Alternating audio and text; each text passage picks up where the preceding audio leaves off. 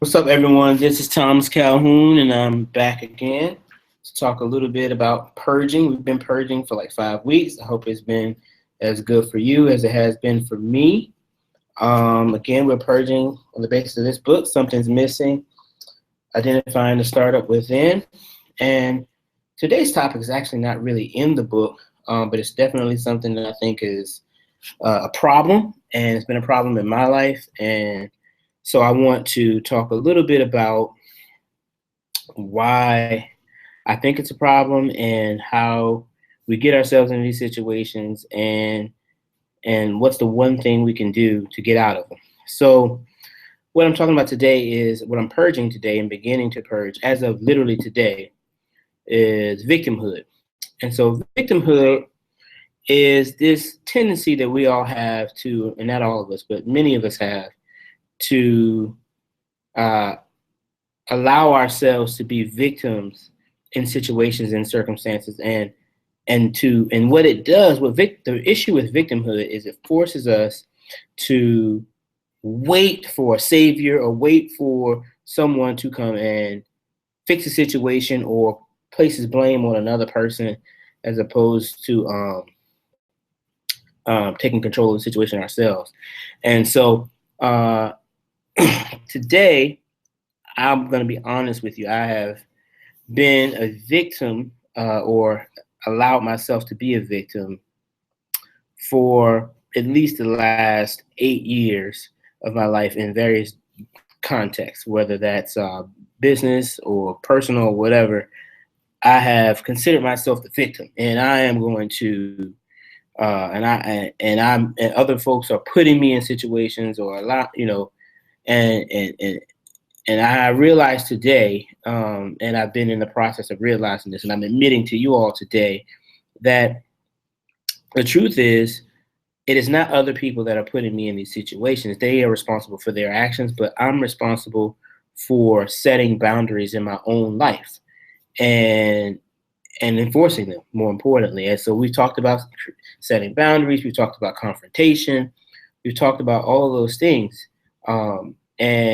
And so I'm telling you that over the years I've struggled with that in various contexts.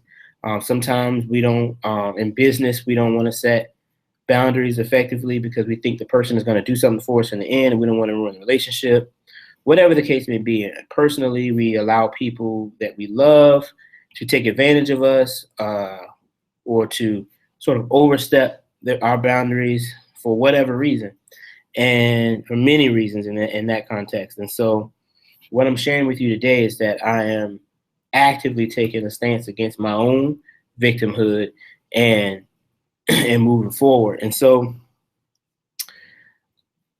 the one thing that we have to do to change the victimhood is recognize, again, that no one else is putting us in the situation, that we are effectively allowing other people to come in the situation in our lives, in our businesses or whatever, and have their way.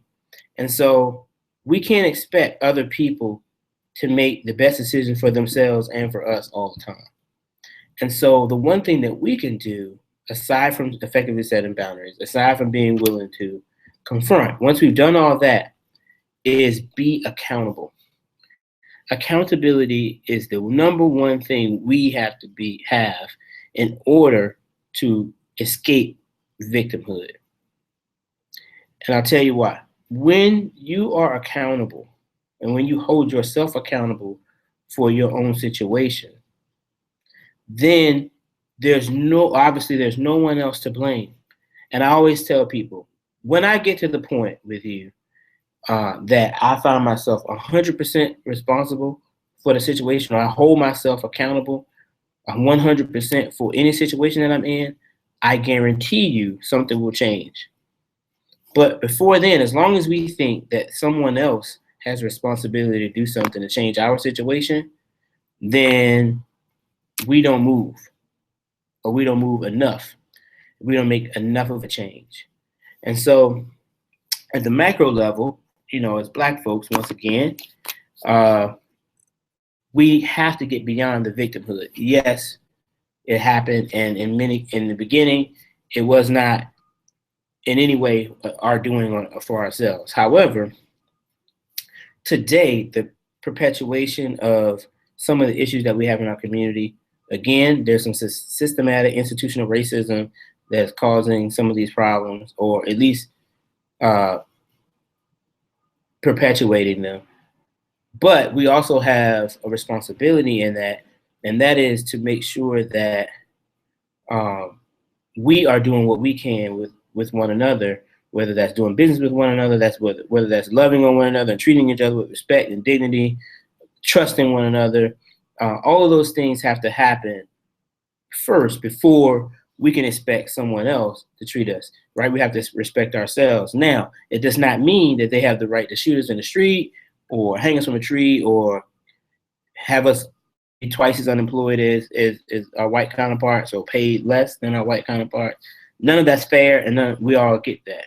But we also need to know that we don't need to be doing those types of things to us. So there's a certain pathology that comes along with victimhood, and what we have to do is realize that a lot of times we're living out our childhood issues or experiences in our adult lives, and these mental illnesses and pathologies that we have are coming out in our adult lives based on something we've been through many years ago.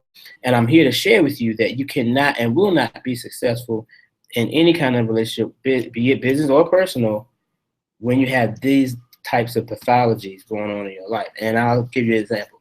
Some people feel like they're physically unattractive. Some people feel like um, they have a fear of rejection. They have a need to be liked. That to me is the worst, right? And it will get you in a lot of trouble. But either way, whatever your pathology is, whatever your issue is, you have to believe and get past that in order to maintain successful, healthy relationships of any kind.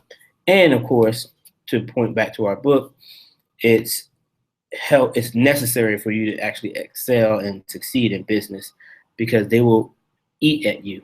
They're the locusts. They're the moths that come and eat up the plant, eat up the good things that you're going to be doing. You will, with those pathologies in place, you will kick out people who should be in your life and allow people who shouldn't be. So again, be accountable. Well, first, step one, set boundaries. Step two, confront. Step three, be accountable and stop being a victim. Oh, and behold the green and gold. Have a good one.